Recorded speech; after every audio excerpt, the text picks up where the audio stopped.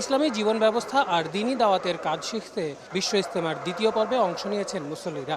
একসঙ্গে আদায় করেছেন জুমার নামাজ। পরিচালনা করেছেন মাওলানা সাদ কান্দলভির বড় ছেলে মাওলানা ইউসুফ বিন সাদ। বিশাল এই জামায়াতে যুক্ত হন আশপাশের এলাকার মুসল্লিরাও। সবার প্রার্থনা, ইসলামের শান্তির ছায়াতলে আসবে পুরো বিশ্ব।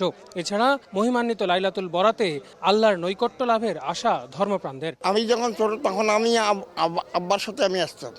হ্যাঁ, এখন ইনশাআল্লাহ আমার আব্বা মারা গেছে, আমি আসি কোনো ইজতেমা আমি ফেল করি না।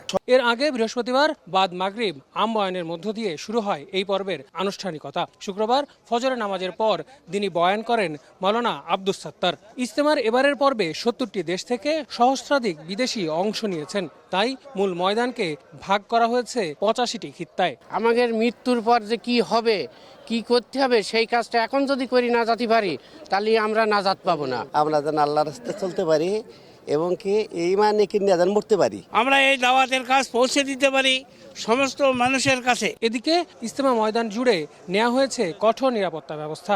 যে কোনো অপ্রীতিকর পরিস্থিতি মোকাবেলায় সজাগ আইন শৃঙ্খলা বাহিনী। আমরা পুলিশ সহ অন্যান্য বাহিনীর সদস্যরা সার্বক্ষণিক সতর্ক আছি এখানে আমরা তাদের নিরাপত্তা দেওয়ার জন্য। ডেভিল হান্টকে এড়ানোর জন্য কিছু দুষ্কৃতিকারী এই ইজতেমা মাঠকে ব্যবহার করতে পারে, এখানে এসে আশ্রয় নিতে পারে, এখানে অস্থিতিশীল পরিস্থিতি তৈরি করতে পারে, সেই ব্যাপারেও আমাদের লক্ষ্য আছে।